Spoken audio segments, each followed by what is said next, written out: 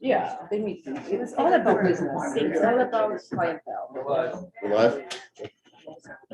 Good evening, everyone. Welcome to the December 14th meeting of the Charlton Board of Selectmen. If you could join me to rise and say the pledge. I pledge allegiance to the flag of the United States of America and to the republic for which it stands, one nation, under God, indivisible, with liberty and justice for all. Thank you, folks. We have a pretty heavy administrative meeting tonight, and thankfully, it's hopefully our last one of the year as well. So that being said, first up, we doing the minutes of the regular meeting of November 23rd. I would make a motion we accept those minutes as written. Second discussion. Any discussion? Hearing none, all in favor? Aye. Aye. Opposed? That is unanimous. Next up, community relations. Nobody. Questions are asked. The town hall will be closed on Thursday, December 23rd and December 30th. We wish everybody safe and happy holidays. 2022 dog licenses are now available at town clerk's office during business hours, or online application can be mailed or dropped in Dropbox, or payment can be made at the townofcharlton.net. Online payments for dog licenses are now available. The fiscal year 2002 tax rate is certified now at $13.29. Bills will be mailed at the end of December and they will be due in February. Holiday hours for Casella in Oxford. Because the upcoming holidays fall on Saturdays, Casella will be closed on December 25th, January 1st. They will be open both Fridays, December 24th and December 31st for Charlton residents between 7 and noon. They will also be adding a container just for the cardboard. Business and nonprofit assistance grants in the amount of up to $20,000 are viable. To apply, you guys can go on the town website. The application is right there. You can print it out. The outline with the date is right on it as well, so everybody knows when to apply and to whom. If you have any questions, you can always reach out to us. And I want to wish you everyone healthy and Merry Christmas. Thank you, Dasha. You too.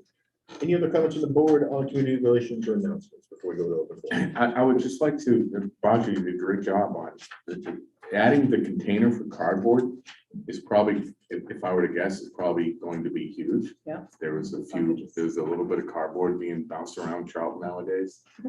And nobody, and I've seen questions on social media where to put it. So that's a good point to bring up, I think. Probably got it. And they are big, so you can fit in a bigger boxes for the furniture or TVs. Yeah.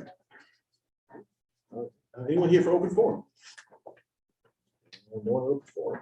So we do a couple appointments. First up, we're doing cultural council. Attached is a telephone form for Angela Castellanto, seeking to be appointed to the cultural council. The cultural council is recommending the appointment. The expiration date for the appointment will be June 30th, 2023. I recommend the board make that appointment. Wishes of the board. I'd like to make a motion. We approve Angela Cassanato as written. Second. Any discussion? Hearing none, all's in favor? Aye. Opposed, that's unanimous. Angela, welcome to the show. Next up, the public records system. This is nice thing for Dan. As previously presented to the board, the police department has sought to fill the position of public records assistant. Following internal posting for the position, we did receive one application. I recommend that the board appoint Board of Selectmen Executive Assistant Mary Devlin to the position of public records assistant.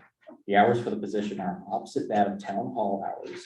Mary is extremely knowledgeable in the field of public records management and would be a tremendous resource to the police department. As Mary would be holding both positions concurrently, the appointment would also need to include delegating each position as a special municipal employee. Thoughts on the board? I'd only say if we are in favor of this, I would prefer a motion that combines those two things, including the appointment and delegating each position as the SMA. As far as the, if I may through the chair, as far as mentioning it, delegating someone as a special municipal employee, what does that really entail? More for the people probably. It's an administrative process that allows somebody to hold multiple positions within the municipality at a single time. And Without being. And as far as that weighs on pay equity and the scale and all that type of thing. Yeah, no impact. No impact on that. Good question.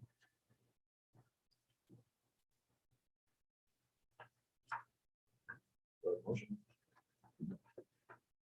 I would make a motion, we accept Mary as, I'm sure the chief is here to support it, so he's happy. I am. Okay. Is that what you want people? I second the motion. Okay, that was the motion. And just to be clear, that's inclusive of the appointment and the SME delegation. Yeah. Cool. Any further discussion? Everyone else in favor? Aye. Opposed? That's unanimous, Mary. We look forward to working with you over at the police station as well. You know what? We have 2 minutes. Let's do the ACO if possible. At the board's September 14th, 2021 meeting, you approved the request for a second assistant animal control officer. This position would assist with vacations, time off, and/or illness. It would be a position that can assist the animal control officer whenever needed. 5 applications were received, 2 were offered interviews. The recommendation is to appoint Edward Hart of Dudley, Mass. As Assistant Animal Control Officer. This is a stipend position at $113 a week. I'd recommend the board make the appointment. Just want to add, I actually saw his resume in the office. It's actually pretty impressive if you get a chance to take a look at it. It's very experienced. Thoughts from the board?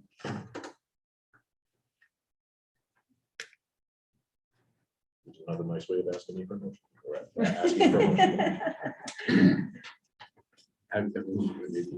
Yeah, I would make a motion that we appoint I have motion, Steve, do I have a second? Edward Hart from Dudley to Assistant Animal Control Officer. Thank you, Steve. Thank you, Patsy. Any discussion?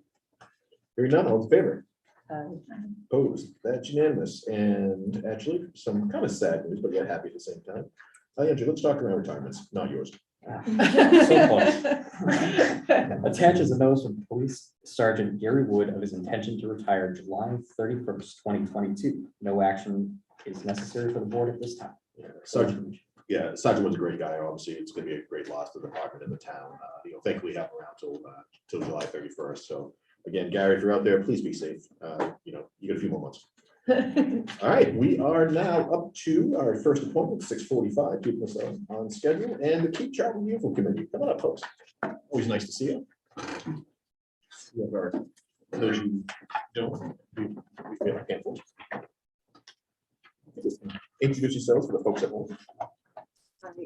Deborah Marquis, chairman of what was called the Charlton Recycling Committee, and we've done a name change to Keep Charlton Beautiful Committee. I'm Joe Mahaney, a member of the committee. Joe, the floor, as they say, is yours. Well, I'm just going to begin though by saying that the new committee, we just had a nice picture, which would be the logo. Drew, can you get that? It says Keep Charlton Beautiful. We got Diane Dabrowski took a very nice picture of Town Hall. That would be part of our logo. So just to let anyone know, if you go to the page, if you go to Keep Massachusetts Beautiful online, you'll see we're one of like 30 odd communities that has joined them to get benefits from them. And so that's why we're doing the name change. Excellent.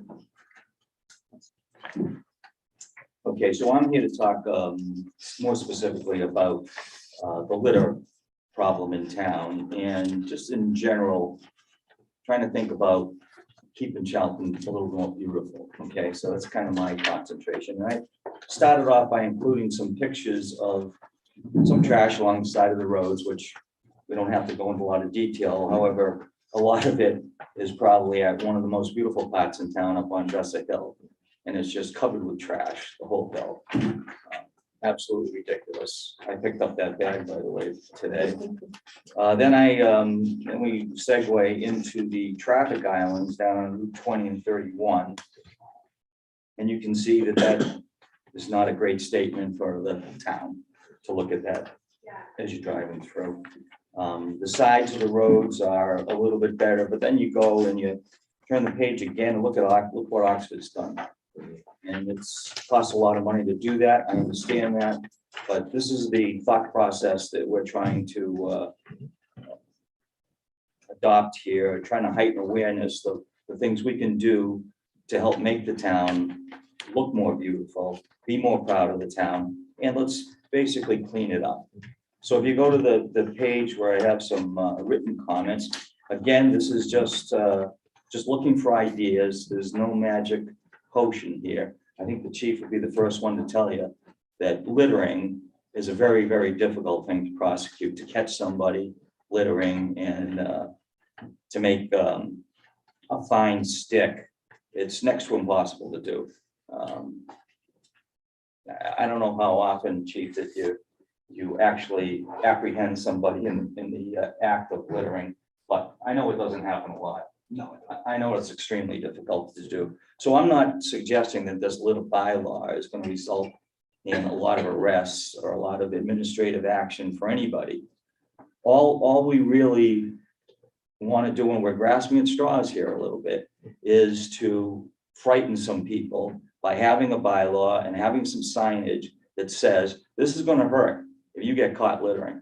This is not a simple, stupid matter. This is going to hurt. Hopefully some people will look at that sign and say, okay, I'll litter in Southbridge. You know, I'm not going to litter in Charlton, whatever. I mean, the road. Not that we're condoning littering Southbridge, all right? No, I was just kidding. As my phone blows up. But you know what I mean? So I have a littering bylaw that we can talk about after we get through this page. But again, these are just some ideas that we're working on as a committee. I just want you to know about them. Mhm. So if we do get a bylaw, or if we do get funded for putting up some signs, then we will travel down that path. Also, this Keep Massachusetts Beautiful committee, which encouraged us to adopt their charter with the Keep Charlton Beautiful. They have a program for children, to teach children, I guess, a 1-hour session where they will come in and give a talk to the kids. So we could try to change the culture a little bit, get the kids to appreciate what a bad thing this is, and hopefully they can say something to their parents. But it is a cultural thing. I mean, you don't see this problem in many places over in Europe. You don't see this problem in a lot of areas out west. Out west, they have some very severe penalties for littering. But here it's endemic here, and we need to heighten the awareness of the problem. We're gonna support Earth Day in a big way, get more students and residents out there to help pick up areas of town. Izzy and Nina, we're looking at you. Just saying. I'm sorry? No, Izzy and Nina, we're looking at you. Yeah. I was looking at both of the students. Yeah. And also the traffic islands in town. And I have talked to the state DPW, and they have said that they'll put it on their list of things to do. But, you know, I don't know when that's going to happen. But that's a real problem. Those traffic islands are absolutely horrendous. And also, you know, if we really stretch and we someday get funded to do something about the sides of the roads and the islands, putting some flower beds up, like Oxford has done, it'll look beautiful if we can find a way to do that. So how are we going to find a way to do that? Well, when I think about the problem, I think about we need obviously a tremendous amount of funds to handle it, and how we're going to get those funds. We're going to have to use our leverage when it appears. All the businesses that we allow in town as a convenience store, McDonald's, a Dunkin' Donuts, a package store, there's probably 12 or 15 or 16 businesses like this that an unintended byproduct is litter. We let them in town, they make money in town, but they also cause a problem. I don't want to say they cause a problem, but like I said, an unintended consequence of their selling activity is litter. So we should be thinking about, when we let those people in, what are you going to do about the litter? How can they help? Well, they could help by providing some funds. So the DPW can hire somebody. All that person does is go around and pick up litter all day long. Something like that. Again, when the big companies, Walmart, Amazon, I know you guys have been picked apart by people wanting parts of that Amazon funding. Again, you know, will you hire a landscaper to maintain the traffic islands? To put flowers on the sides of the roads? That costs money too. Oxford has one full-time employee in the DPW. That's all she does is take care of all those flowers. So it gets expensive. They have a truck with a watering tank on it. I bet you they throw $150,000 a year at it easy, but it's funded through the town. Initially, you may know or hear that there was a grant, a beautification grant, that a Webster resident donated for Oxford and Webster and Dudley. And they used those grant funds to the tune of about $80,000 to buy the infrastructure, buy the pots and things like that. But again, if I get back to my thing, I'm talking about leveraging these businesses when we have negotiations with them. Like we were talking with the garbage contractor earlier, Casella, and I'm thinking, you know, we gotta work that into our thought process that even the garbage guys, they litter. You've seen those machines that lift that bucket up into the truck. Occasionally you'll see trash flying around, you know, they contribute to the problem too. So I'm just asking that we think about this more, because I think by creating a fund where we can actually do something like buy signage or buy an employee or hire an employee, then we can start to clean up some of this mess that we have in town. Frankly, I think it has to be cleaned up. I know you guys do too. If you want to talk about one of the things when we started on this 6 months or so ago, I went around town and I talked to the store owners, I talked to the chief, and we really didn't come up with any great ideas about how we solve this problem. But the chief did mention that there is no town bylaw for littering. Many towns do have town bylaws, and I think it makes it somewhat easier to administer a fine if such a fine happens. Again, I'm not proposing this to go around fining people. I'm just proposing this so we can put up a sign that scares people and have some, you know, credibility to the sign. So you can read through this. The state law is very weak. It has to be adjudicated by the state courts. It takes one of the chief's officers to go down there. It's an expensive process, and you only get half of the proceeds. If you have a town bylaw, we'll go through the town clerk, all the proceeds come to you. But again, I don't think that's going to happen too often. But I think I'd like to put a sign up that says it's a $500 fine for littering in Charlton. And there's the sign, or something like it. I'm thinking about a sign, you know, those historical markers that we have in town. I'm thinking about a sign about that big. You know, something will catch people's eyes, something that people will look at. Put them at the entrances to all the towns. Get a decal that we'll put on all of the trash containers out in front of these places that produce litter, and maybe at some critical points in town, like Dresser Hill, put a sign right up there. But again, it takes money, and we don't have any money yet to do this. So we're just asking that you help us in any way that you can. You think about ways that we can generate some funds to do this type of thing. I hope you all agree that it's a big problem. So that's about all I have to say. Comments, questions from the board?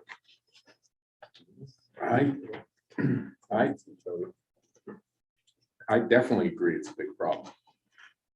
I do, and to the young ladies here on Come Earth Day, bringing fruits, and you talk about cultural change. We did this over the years. The best way to teach a kid not to litter is to make them go pick up trash on the side of a road. Yeah. For two mornings a year. That's the things that we found. Most of it, we did it 3 years in a row. Most of it was nip bottles. That's awful. Yeah, and you know, rubber gloves, and the kids were 12, 13, but then the other things we found, when I see mattresses and toilets, it just, my blood boils. Yeah. You know, I think even we've talked about the you know, when people put mattresses beside the clothing container.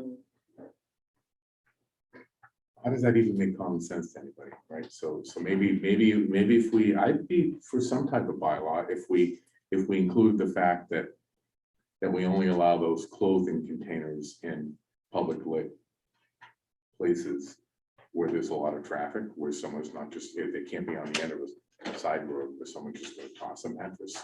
I think it's a big problem. I don't know what our limitations are as far as a $5,000 fine. I'd be fine with that, but I don't know the legality of it. I don't think it's, but it's a problem, and I appreciate what you're doing. It's been bugging me for years, and when you notice it the most, it seems to be in March, when we're thinking about spring and the snow melts, and you look at those snow bankings, and it's all along Route 20, and it's disgusting. Am I wrong, or would Casella accept mattresses on a Saturday morning? They're except one item. Yeah, I don't think anybody in town knows that. Well, I mean, I'm sorry. go ahead. There's going to be a waistband in effect. I don't know if Andrew's aware of that. I think it must, there's hopefully in the future, there's going to be a waistband on mattresses coming up. I just listened to a Zoom with the DEP, and it was on that right now, you can get rid of mattresses. I would think our Saturday drop off, but they aren't going to be accepted into the general trash within the next year, I believe it is. I think Lester, I ran into it recently just for information. There was a mattress we had to get rid of in Leicester. And they told us if you cut it open, rip it apart, throw the stuffing into a bag, and then throw the metal into the metal recycling bin, you're good to go. That was Yeah, not a that's- fun job. that's A what- mattress that I was not owned by us, but I'm just saying. And that's what they said when this waistband goes into effect with mattresses, and that's what the companies that are paid to get rid of mattresses, that's what they do. They Yeah. cut them apart into the three things, and that's their job. It was a dumpster and he wouldn't take it without it anyway. I don't want to digress too far, but no, this is something I appreciate what you guys are doing. Let's make Earth Day bigger. Let's make April look prettier than March in Charlton and get the kids out. I don't know how you incentivize kids to do it. For kids need community service hours, so. Yeah. Yes. Yeah, for NHS. Yeah, for sure. And so we knock off any other opportunities they have for community service hours when we leave it all on this. I'll let you do that. No, actually, I know my school's NHS is looking for places to do hours, so I can talk to my advisor about getting together some kids. Right, Marissa DeJesus too, who's at VPAP, is going to help. She's on our Keep Charlton Beautiful committee, and she's going to help. But Shepherd Hill people would love Yeah. your involvement. That's just Earth Day. I mean, I can tell you that there's people on my road that I see every couple of days out there just picking trash when they're going for their regular walks or walking their dogs. So that makes such a huge difference. So I couldn't imagine my children ever throwing anything out the window. It's definitely a culture, right? I can't imagine, I don't know anybody who would actually throw something out their window. So it's so weird to see so much trash. But I have I like the bylaw idea. I think there's no reason why we shouldn't have one.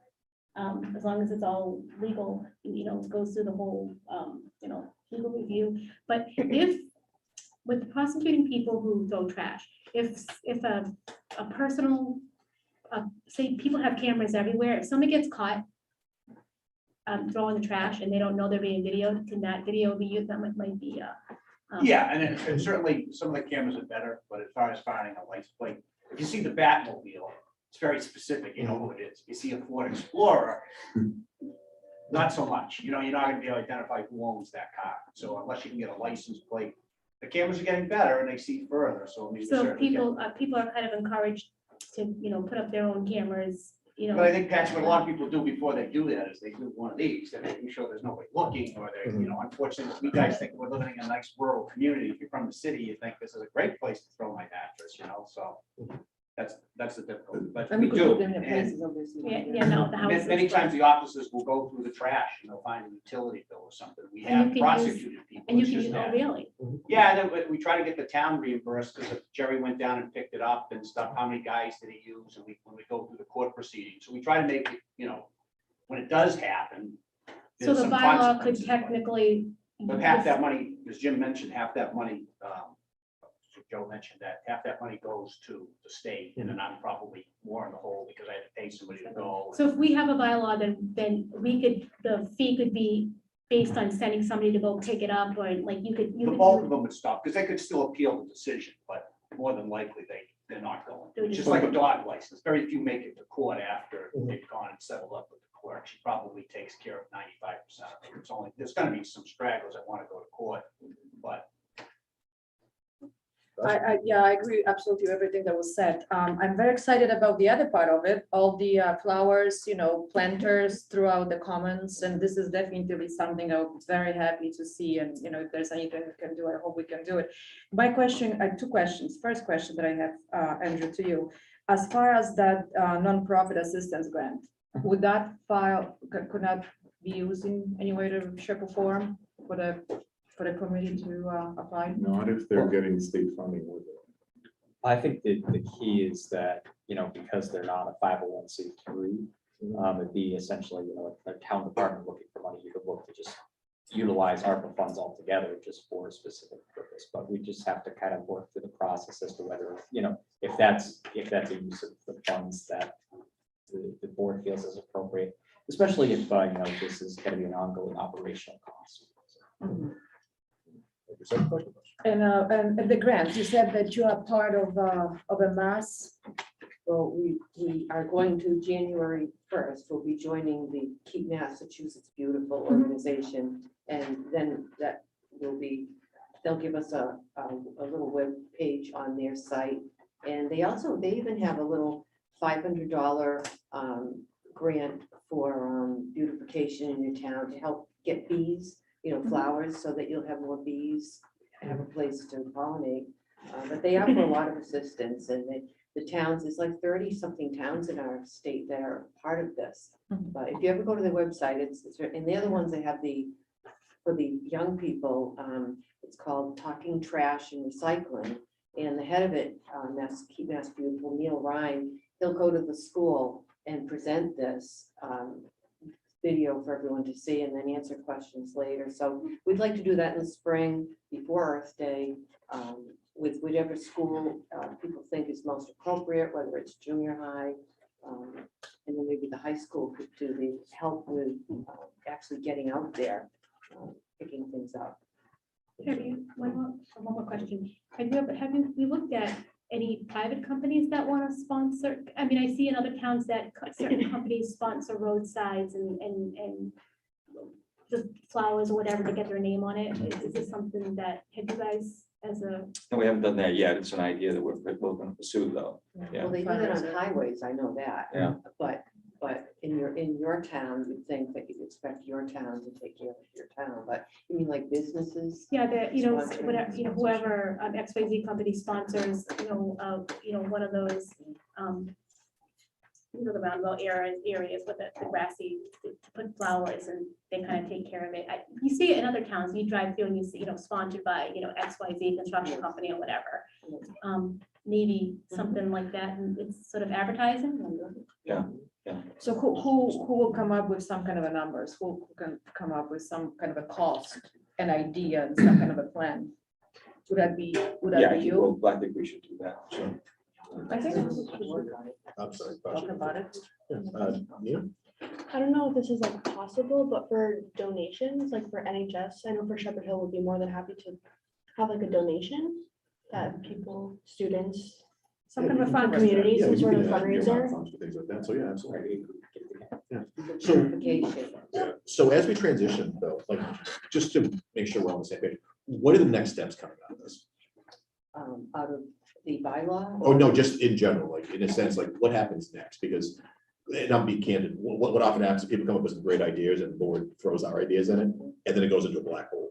So I think we all agree that there's a littering problem in town, and I want to congratulate your entire team for volunteering to try to take that on. It's kind of like, Sisyphus pushing that rock up the hill. But what's a true tangible next step? Would you want to come back in a month or two for discussions, or what do we want to do next so that we actually have a plan? Well, I think we need a plan for funding, obviously, because it's not going to happen, just volunteer effort. as much as we'd like to think that. I think that's a tough road to hoe, but if we can find a way to fund it, that's what we should be talking about. And again, getting back to my other point, the only time we're gonna have an opportunity to do that is when we're talking to these companies about tips and things like that. I mean, when we have leverage, we say to them, you wanna come down, or the guy up on Dresser Hill, you got to permit him, right? I would say you're responsible for a half a mile around here. You gotta clean that up every week. We are constricted by that though, just by law, meaning that Not his problem. what you're saying conceptually makes sense. Legally speaking, though, we can't basically attach something onto it to say, look, realistically, we know that people are gonna be throwing frankfurters out the window, so you have to go pick them up. We just can't do that.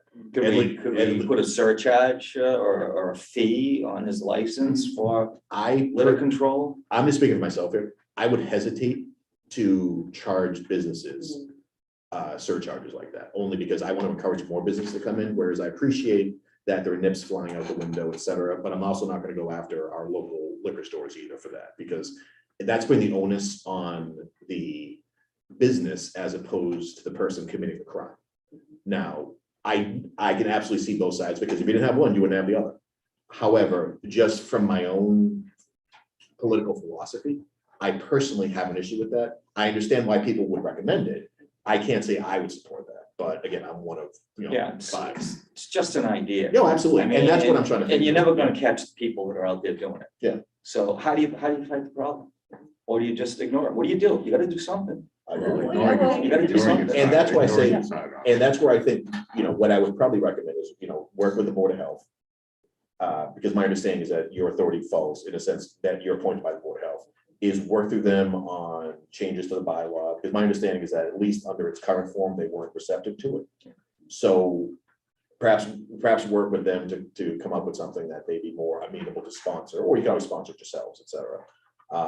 And then maybe come back with like some tangible proposals of, this is what we recommend, look, Pat, like Basha, like you said around, well, here's pricing or figures to So say, we have an idea. here's what we would need, Revenue. here's specifically what we could discuss. Because I think your ideas are good. I just think that we need to make them a little more concrete. Okay. So we got the discussion. But again, I appreciate everything you're doing on this. Thank you. With the businesses too, I agree with Bill. I happen to agree with him on that one. I don't think it's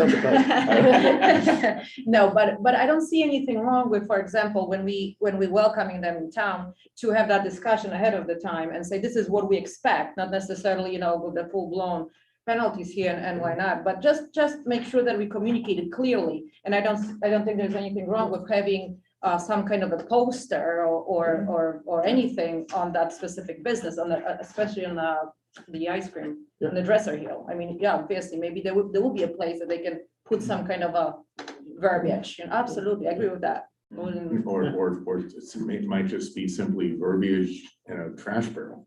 Yeah, something funny. It With an doesn't have to be arrow. very, A lot of people, pushy, but something, hey. That's it, I mean, a lot of people This eat town is up there, I vital. think it's more Yeah. like it's more the drive and go kind of Dunkin's but I- it's culture, it's signs, I absolutely. What about 10 minutes over? I just want to make sure that we.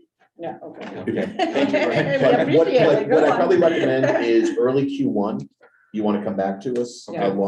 Maybe with some tangibles. The only reason I mention that is that, even though it's bizarre to say, even though we just finished our last town meeting, we're gonna be discussing the warrant for like the next one, Mhm. come Q1. So if there are, specific things that budget wise or like anything else, let's have those conversations sooner than later. Well, a bylaw idea, would that go on the town warrant? And does that go through you first? So short answer, the Board of Selectmen approves the warrant. We can sponsor our own items. However, what I probably recommend is that, again, I don't want to get into a turf war with the Board of Health. I'd probably recommend that you try to work through them first. In the absence of that, you can have a different board sponsor you, or potentially just do a citizen's petition as well. Generally, when it comes to the appointed boards like this, normally protocol says that you go through your appointing authority. That's not always a steadfast rule. So if the rest of the board disagrees with me, that's a whole different conversation. But that'd be my advice. I'd probably try that first, and then, and then we can just play through it after that. But short answer, yes, it ultimately has to go in front of town meeting. And one last thing, working on the numbers, if we can use the local businesses for that nursery, it would be awesome. Steve, final thought? Final thought is you mentioned you don't want to see, well, we don't want to see this fall into a black hole. I definitely don't want to see this fall into a black hole. So I hope everybody can work together. on Right, this. we're gearing up for spring on this. We really Cool. think Yeah. of pushing education and community involvement, and the thought that maybe a bylaw would firm everything up is what we Yeah. like. Excellent. It's good. If everybody, Board of Health has been extremely busy the last couple of years. This year, hopefully might be a little easier, maybe not, but I'm glad you guys. As we are look at here. John's answer. Thank you. Thanks, Deb. Thanks, John. Seriously, thank you, Joe. We appreciate it. Next up, and I apologize for the delay, we're talking Board of Health. I wish I could say this was gonna be a fun conversation, but John, you up? We're talking Gould Road, Cemetery Road, and also the capping of the landfill. Hey, Matt, what's going on? So we'll take them in order, is that it? You know what? Whatever makes you happy. I want to make you guys happy. How much time do we have? To make you happy, not that much. No, how much time to go through it? If you can do it 10, 15 minutes. Okay. With Cemetery Road. So Andrew was on the DEP call on November 17th. It was a long call, as I recall, an hour and a half or so. And I took some notes, so let me just briefly go through this. Hopefully anybody who's listening and folks here in the audience will get the gist of what's going on. First of all, Mark Baldy, who was our representative from DEP, who was our liaison and man in charge, is no longer in charge. It's somebody else called Amy Sullivan. So she is the site manager.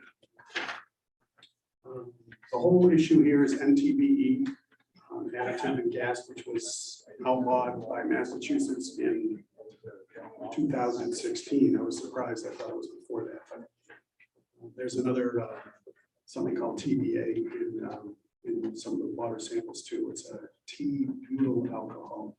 First time I had heard that.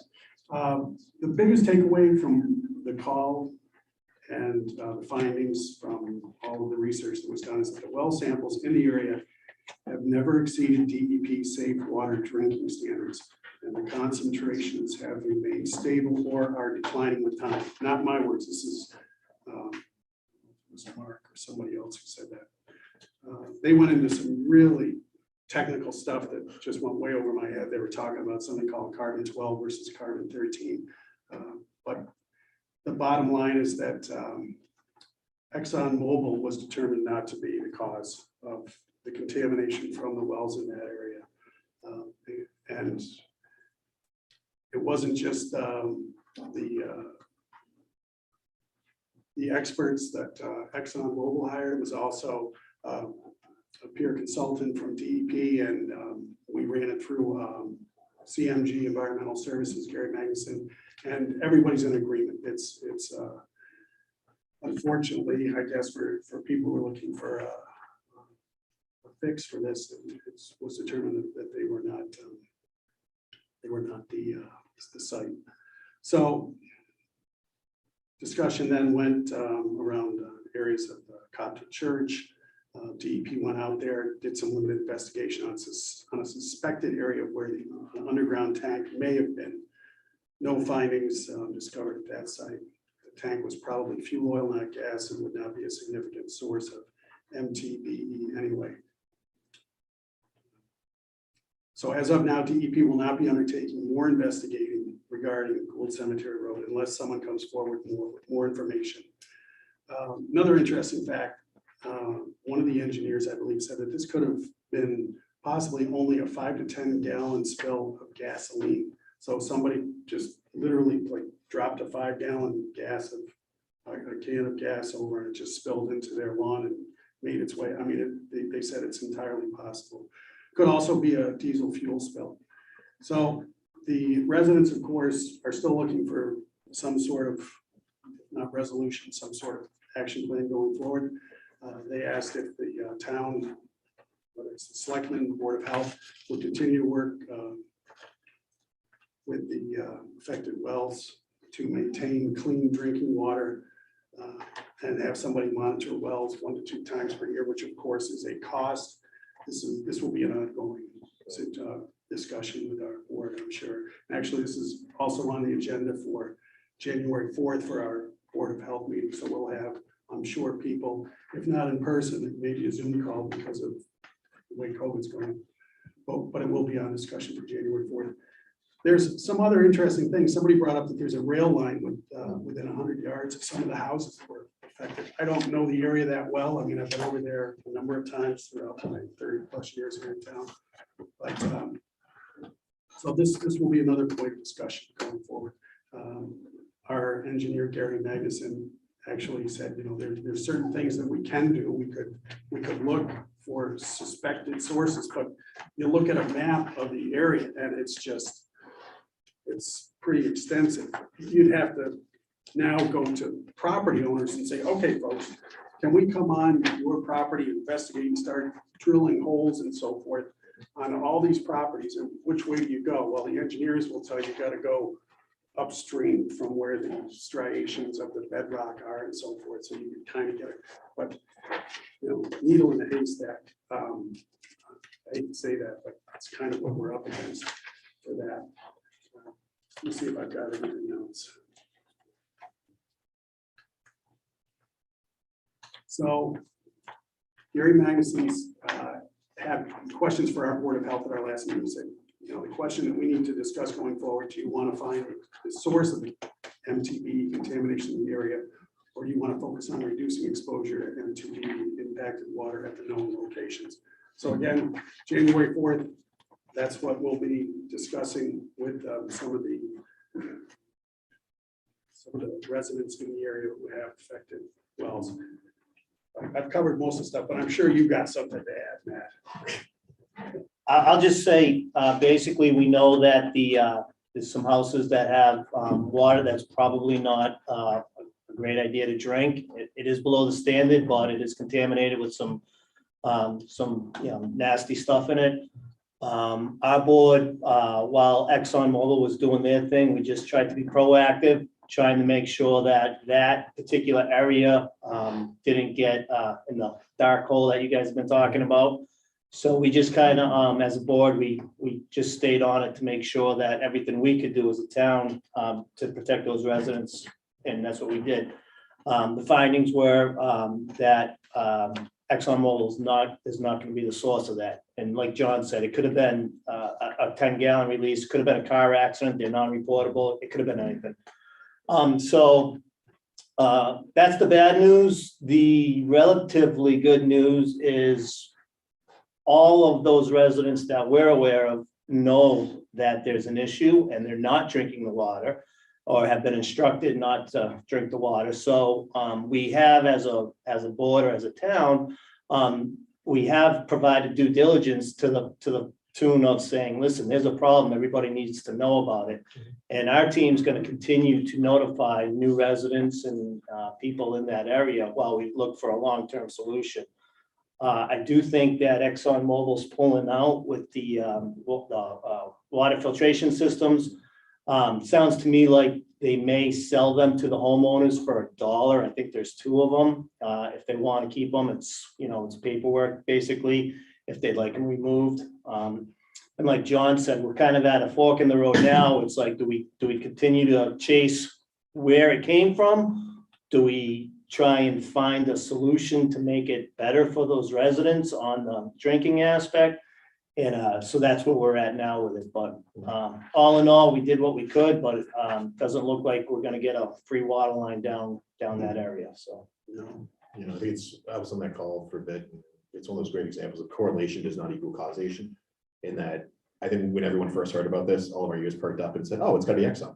Yeah. And come to find out, you had a bunch of brilliant scientists in that college. I'm like you. I'm like, within 30 seconds, like I don't even know what you're talking about, type of thing, because it was all advanced organic chemistry, and I was like, what? Just no. But I think it was like three different studies or different analyses all pointed to the same conclusion, i.e., it wasn't Exxon. So we don't know. To your point, no one knows what it was or is. We gotta figure out what it is, and it sounds like you're having a meeting on January 4th. Was it? Yes. January 4th.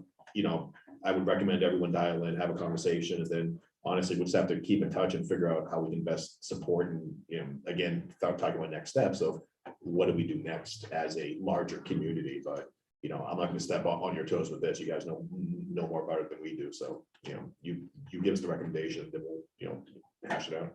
Okay. And I'm sure Jim is in contact with Andrew also on anything of significance with this, so you will be kept in the loop. Yes, Andrew looks in horror at the science that he has to figure out. Yeah. I mean, really, the real, it's like, what can you do, right? Well, it's really gonna be to provide some type of funding down the road to have certain wells tested, whether it's residents that say, yeah, go ahead, test mine, or we, I'm not saying drill a well, but I'm sure we'll find a well that we can test, but we're gonna have to, kind of be diligent and get on some type of schedule. Our team, the Board of Health, we tried to do that on at the landfill on Burlingame Road.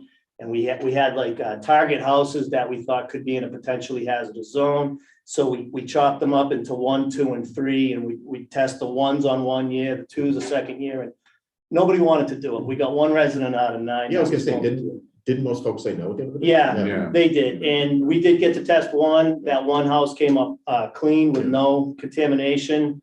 So, the board was, again, trying to stay ahead of it. Then we have Flint Road, which is on the high side of the landfill, and we're having hits on that. So, which is another story. So our board is on top of it. We know what's going on. We've reached out to all the residents. I think Jim's even knocked on doors to just let people aware of what's going on. And so at this point, it's not forgotten, but there's not a whole lot we can do other than come up with a plan to keep some type of well testing going. Like I said, I appreciate them. Sure, I speak for the board on this one. I appreciate it. We appreciate everything that you guys are doing on this. I know this one's not easy, so welcome. It's not. As far as, 1 house with a contaminated well, in my opinion, is too many, but how many are affected, do you think? So, John, if I may. Ballpark number. There's 2 that have filtration systems. And again, both of those are below the standard of water. The standard is 70. Both of those are below 35. I do believe one's at 30 and the other one's below that. And then I think there's maybe a handful that have like trace hits or J hits, what they call. But there's not, well, I guess there's quite a few, 2, 4, 6, 8, 10, 12, 14 with trace amounts of it. Very low levels of contamination. But again, contamination is contamination. So we're doing what we can to at least let everybody know it's out there. Yeah. So. Appreciate that. Thanks, man. Betsy, Basha, anything for you? Easy, you? Good. Speaking of landfills, let's talk landfill. Unless you have more you want to talk around. That's enough. Yeah, any more, my that'll be spinning. Get into the real technical stuff, carbon 12, carbon 13 again. So landfill, as everyone here is probably aware, the town approved the $2 million for the capping of, make sure I get this right, because it's 254, the old landfill, which is not capped. So this has been going on for years. I can't, maybe you'll remember when that landfill was officially closed and no longer having refuse put into it. I believe it goes back to the early 80s, late 90s, late 70s. Yeah, it's been a long time. So DEP's been obviously monitoring this, and we've, as a board and predecessors that came long before us have been aware of it. But the DEP is getting a bit louder, so to speak, and we now are getting strongly hinted that capping is going to be coming pretty quickly. So thank you to the town and the town's people for approving the appropriation of the $2 million. We'll be working with, I believe it's just CMG Environmental at least to start, unless they need to bring in some additional experts, but we'll work with them once the DEP says, okay, you got the funding, now give us a plan. So we've got most of the background now in place so that we can move forward and keep DEP happy, get everything done. I don't know the timeline of this, it would take. That was gonna be my question. Yeah. No, I'm not We haven't even brought I'll that check. up. It would take a while, and then of course it has to be monitored for, what is it, 30 years? Something like that, 30 years, and that's assuming that all the testing that goes on over that time frame comes back to their satisfaction. So it's going to be a long haul. won't be around probably to see the final on that. Yeah, so with that one, 54 Flint Road, we kind of kicked that can down the road for years and years and years. And there was a clause in there at one point about like the old burn dumps, and if it was a burn dump, it may not have to be capped, and it was kind of quiet. DEP really didn't stir up any commotion about that. We knew about it and we didn't say anything. As they went to 90 Flint Road, we're like, well, 54 is over there, and it's going to be a matter of time. Back when Jim Malley was on board with us, and you know, we'd have this discussion all the time. And so now it's basically, we've been proactive with it. We've been testing those wells. There were 8 or 9 of them. They were so grown in, we couldn't even get to them, and we've been on it. But the problem is we've had trace hits of the 1,4-dioxane on that side, and now it's caught the attention of DEP. With this action plan, we now know that DEP is going to make us cap it, which is the right thing to do anyways. It's just about the money, and it's always about the money. So we're trying to get the funding in place. So when DEP says, hey, it's time to cap it, this is what you need to do, we're not caught short, and basically the town of Charlton remains in full compliance at all times. So that's where we're at with it. We're proactive on it right now. We don't know exactly, what is going to happen as far as time frame or what they're going to make us do. And who knows, it could be an opportunity for our town to be able to do something there. Maybe we could put solar on it. There's something we could do. We could take in this comm material and maybe make some money as a town if we wanted to talk about that with some it's not a dirty dirt, but it's a light dirt, and they put a lightly contaminated dirt, and they put that on landfills. So there's a lot we can do as this unfolds, but for right now, we're just trying to stay ahead of it. So Now that the DEP knows that we've got the money available, now they'll be probably calling Jim next week. But I think this one was a good example of our respective boards working along with FinCom to, Matt, to your point, to be more proactive on this. Because the last thing we wanted to be A, is out of compliance, and B, something DEP breathing down our necks. Yeah. So what are you guys doing right now? Yeah. At least we have a plan. And now in a sense, we're waiting on DEP, which is odd. But it's a nice position to be in, because now we can all work together and say, look, we took care of this. We have the money. Let's figure it out together. So, kudos to you and Jim, and, obviously the entire board of health team. well, if you don't mind, when we originally capped the 90 Flint Road, the old landfill, we had a FAM. It was a financial mechanism to cap that. So when it finally came time to cap that, we had the funding source to do that. And that didn't go well for the town at all. And they sent me, I was the newest member of the board, and they sent me down to the floor to ask for $2 million back in the day. I love the fact that you were saying official land. That is fantastic. So we've learned from that. That was a rough experience. We had a really hard time with that landfill. It was I'm glad that one's behind us. So yeah, that's not going to happen again. This time we're ahead of it. So Comments from the rest of us before we? Well, Matt, seriously, thank you along with Pete for everything that you guys do along with Jim. So anything we do to help, let us know. thank you very much. Thank you, guys. Thanks, guys. Take care. All right, next up, we are a few minutes behind, so I apologize to the petitioners, but we're doing a public hearing. So please be advised, the Board of Selectmen will hold a public hearing on Tuesday, December 14th, 2021 at 7:15 at the Charlton Town Hall. The Selectmen's Meeting Room, 37 Main Street, Charlton, Mass. 01507. Do I have a request by attorney, forgive me, is it Kyle Akil? Kyle Becker. Thank you, Kyle. Attorney Kyle Becker, sorry. Sorry, my car's back on. All right, to act on a request by Attorney Kyle Becker on behalf of Incom Inc., 294 Southbridge Road, Charlton, Mass. To remove 10.02 acres of land located off Southbridge Road from Chapter 61, Charlton, Mass. For lease is shown and plan entitled Proposed LNG Facility Site Boundary, Assessors Map 62-8-6.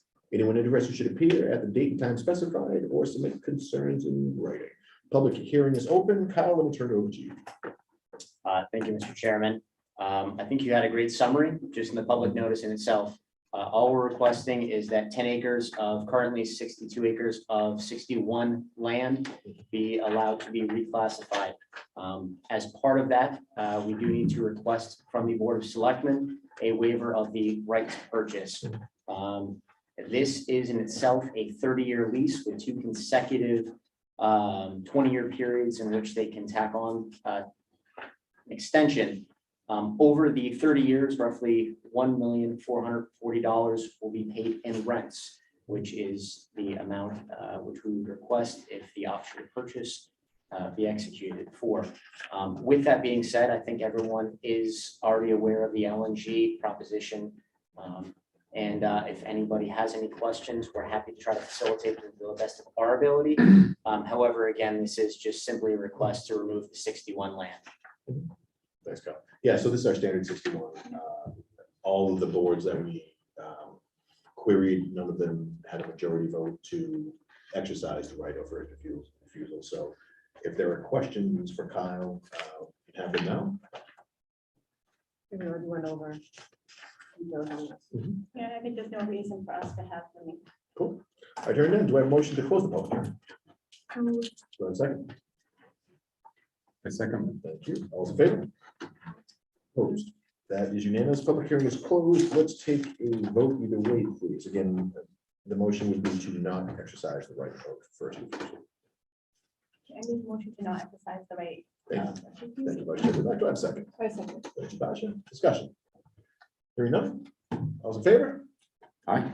Opposed? That's unanimous. You guys are all set. Thank you very much. Mr. Chairman, board, thank you guys. Thanks, Scott. See you soon. All right, let's talk new business. License renewals by the Board of Selectmen. Now that we are back on track with time. Attaches a list of licenses to be renewed by the Board of Selectmen for year 2022. The building and fire departments are recommending approval of the liquor license renewals pending the resolution of outstanding inspection items.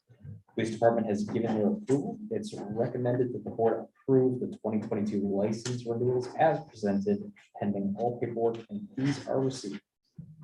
Just so the folks know at home, we're talking like 70 or 75 of these things. So it's literally anyone with like a license ultimately in town, it gets renewed every year. But we go through them to make sure that all the paperwork's proper. There haven't been any significant issues, things along those lines. So any discussion by the board on this one? I do have a question.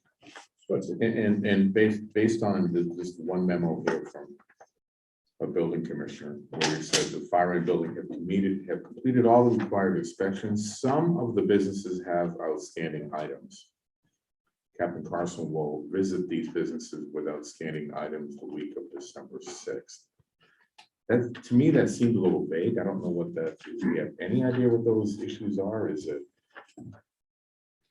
Maybe something as small as, there was a back door that was blocked with garbage and they need to, I guess, rectify the issue and come back for a re-inspection.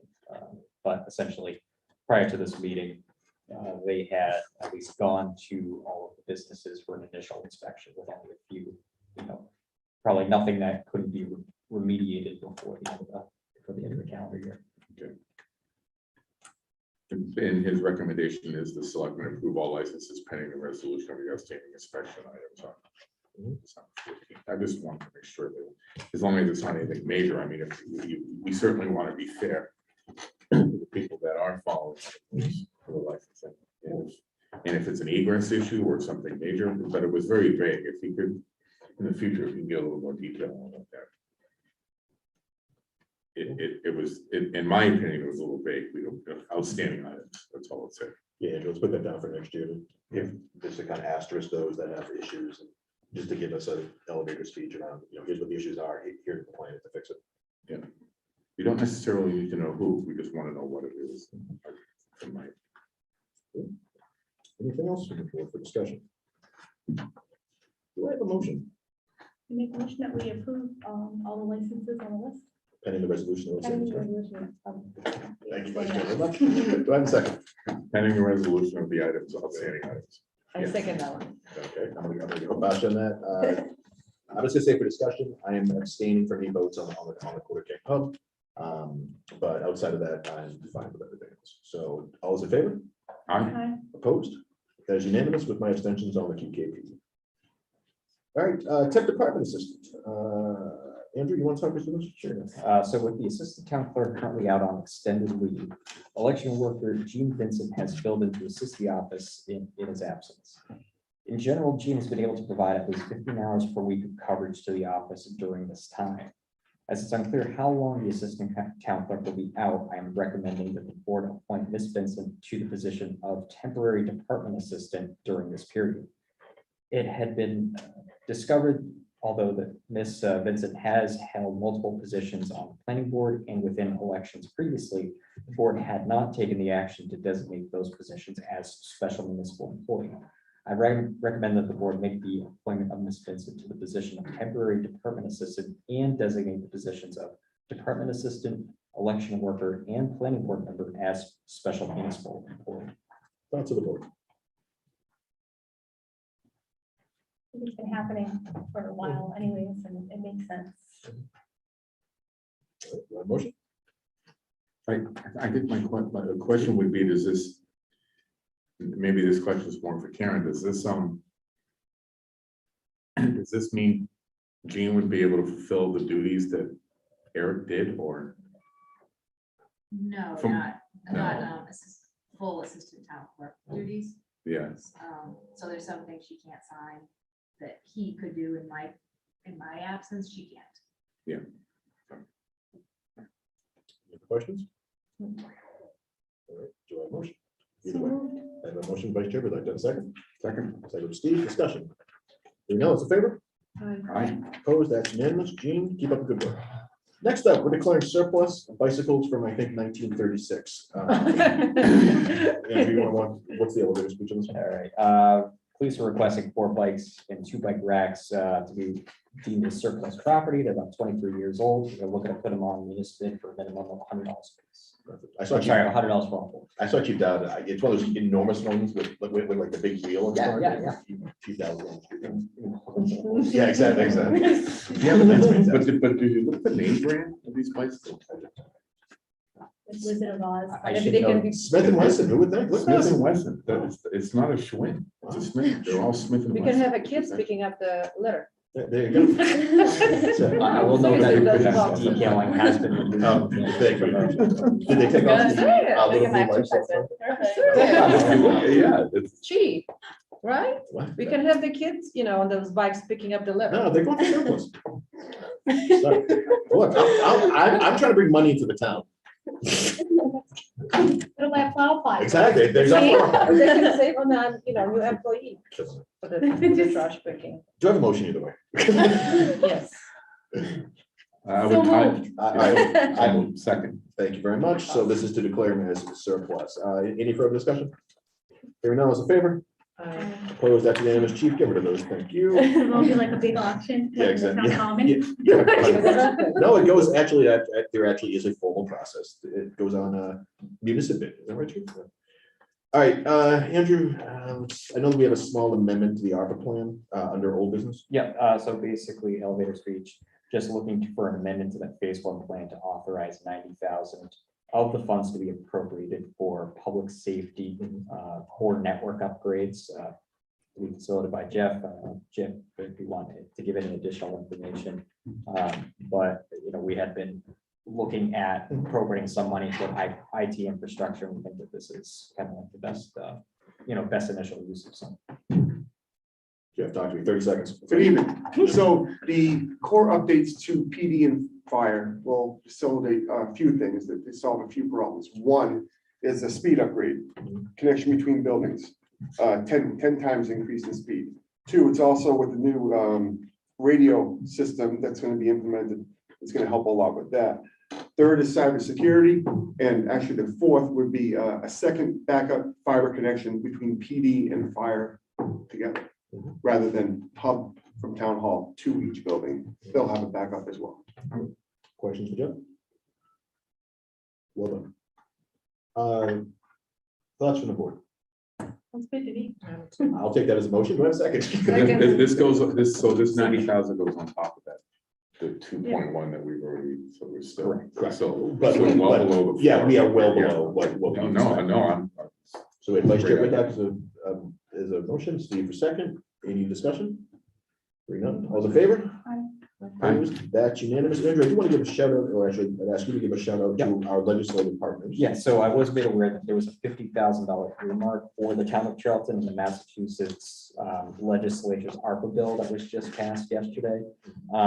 Essentially, that was for the implementation of the paperless document management system that we had put in, or that we had funded initially. So we are starting to at least look at that. But really just wanted to thank our legislative delegation, all of our representatives who got this into the bill and then made sure it got through the legislature and it's passed. Speaking of which, very briefly, I've been in contact with State Senator Fatman's office, as well as Representative Durant's office. The home rule petition has been filed for the removal of police from civil service. It's going to be a while before it actually happens. April probably at the earliest, but this is all coming round in that we've invited State Senator Fatman to come in to introduce himself over the next month or so. So just kind of tying that up under old business. Jeff, you're good. Thank you. Chief, you're good too. Oh, what's We're it? done? We're good? Yeah. Okay. Unless you want to hang around. No. How's that? You want to delay police contract till after exec? Yeah. All right. We're gonna talk in exec session around police contract, and then we're gonna come back out more than likely to take a vote, just so everybody knows. Yes. The rest will go quick, I promise. We have no BOS committee reports. We have no BOS policy. Any questions on Andrew around the TA rules? No. All right, let's talk to the fun part of the evening. Izzy. What's going on, baby? Okay, so school happenings. The yearbook is underway. Senior quotes are due into Miss Wilson by January 14th. Progress reports come out on Friday, the 17th, and grades close today. The Minuteman shop is open for curbside pickup for school merchandise. I know a lot of people were asking about buying school merchandise for Christmas. And the store website is underway also and is in the process of waiting for approval from our business office. Freshman students have one more exploratory until they pick their official shops. They choose their shops the week after January 7th. This year, freshman and sophomore students have the opportunity to choose our brand new shop, Veterinary Technologies. Between now and Christmas break, teachers are competing in a holiday wall transformation. Each teacher has the opportunity to decorate the walls outside their classrooms with a seasonal scene for the chance to win a prize. My shop is doing one also. It's turning out pretty well. If I do say so myself. Turn into a politician, right? Teacher of the Month nominations are open for the month of December, and students can use the QR codes located around the school in order to nominate their favorite teacher. Sports recaps. The boys varsity basketball team won their opening home game against North Brookfield last night with a wide point spread of 78-28. Good job, boys. The girls varsity team also won their first home game in a nail biter against North Brookfield. It was a tough matchup, and the score ended up 29-28. Good job to both teams. For extracurriculars, indoor track meets have now been postponed indefinitely due to COVID. Practice times are changing from being until 4:15 to every day to only being until 4:15 on Monday and Thursdays, and then until 3:30 on Tuesdays and Wednesdays, and then we have off on Fridays. NHS has moved their induction ceremony to the winter to now the spring of 2022. Dates are to come. Big Path Drama Club is presenting their talent show tomorrow, Wednesday the 15th. So if anyone would like to attend, that is going on at our school. So, Merry Christmas, everyone. Questions for Izzy? There are none. That means that you made a good report. Great. All right, Nina, up to you. And remember, it's not a competition. But Okay, well, here at Shepherd Hill, it is also time to think of those who are less fortunate. So our National Honor Society has concluded its annual Thanksgiving food drive. So turkeys, canned goods, and all the money was used to purchase other essentials for Thanksgiving dinner. We collected from students and faculty to create baskets for our local families in need.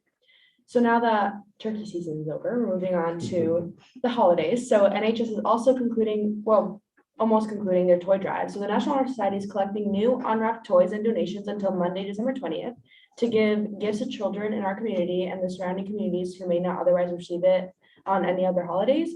So donations can be brought to the main office at Shepherd Hill, or you can contact Mr. Stefan at cstefan@DCRSD if you have any questions or concerns about any gifts or anything.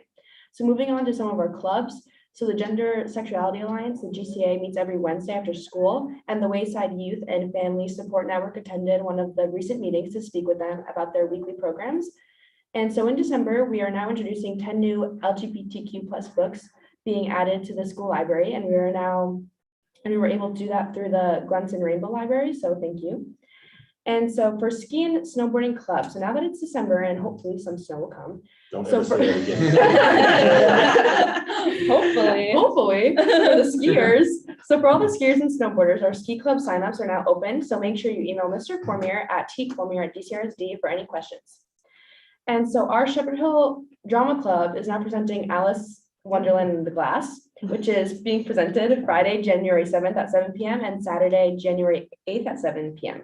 So tickets are $15 for adults and $10 for students and seniors, and kids 5 and under are free. And more ticket information is coming soon, not yet available.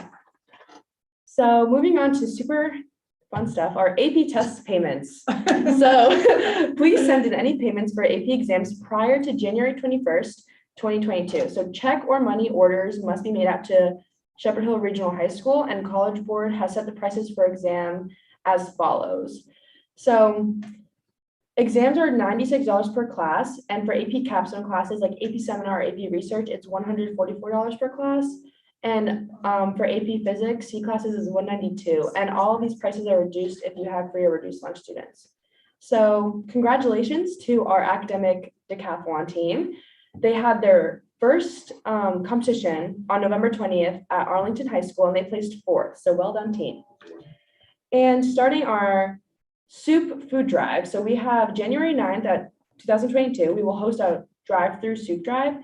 And so stay tuned for the link and for your pre-ordered hot soups on the cold winter nights. And just finally, for the whole Dudley Charlton district, we are in desperate needs of subs. So if anyone's interested in subbing for any of the schools in the district, please contact any of the schools you're interested in. And any information is there. If you need to contact the school, they'll help you with that. And that's it. And I just wish everyone a happy and healthy holiday. Thank you, Katie. You too. Questions for comments, Nina? Christmas gifts, 160 per AP exam. 144 for me, Put actually. it under your tree. No, it's 144, not 160. Stop exaggerating. Yeah, stop exaggerating. Typical. I'm not in AP Physics, I'm in AP Research. Oh, that was the worst class. So we were joking around prior to the meeting around college selections and things like that, but in all seriousness, I'm glad I'm 30 years older than you now, because there's no way I could compete with either one of you. You're both doing a fantastic job. And we're really, really happy to have you on the board. And I mean, granted, you used to have 6 more months with us, or however many more months. Maybe 4 or 5, I don't know. But I can't wait to see like what you guys do in the future. Like I said, you guys are both doing a great job. So thank you. And you are, really promoting your schools very well. And it's like I said, they should be proud of you as well. Thank you. I agree. We're happy to be here. I second that motion. Wait till budget season. You basically all right, let's go TA report. Andrew. Yeah, real quick. So just wanted to thank everybody who put together the tree lighting and Santa Parade. Last week was a great event, great turnout. I brought my family out here on a Sunday, and they really enjoyed it. So really just want to say kudos to everybody who volunteered to put that together. And then just as a reminder to the board, this is our only meeting this month. So happy holidays and great working with you all this year. More to come, and we down and dirty work starts next month. There you go. Thank you, Andrew. Any other business that the board wants to discuss legally? Cool. All right, again, as Andrew mentioned, next meeting is going to be in January. We're going to go into executive session. There's a good chance we're going to take votes when we come out of it. We probably won't be in it for long, but what I'd like to do is have somebody read the motion from page 2 of the agenda. Yeah, please. You want me to do it? Please, Nancy. I'd like to make a motion to adjourn, go into executive session under MGL Chapter 30A, Section 21A, to discuss strategy with respect to collective bargaining or litigation, the police contract and clerical union, if an open meeting may have detrimental effect on the bargaining or litigation position of the public body, and the chair so declares, and to reconvene to open session to take any action if needed to adjourn. Thank you, Patsy. And the chair does declare. Do I have a second? Second. Any discussion? Hearing none, roll call vote. Steve? Aye. Basha? Aye. Patsy? Aye. Chair votes aye. We are in executive session, but again, more than likely, we are coming out for a vote. At least I would assume we are. All right, let's take 5 minutes and then we'll go through this.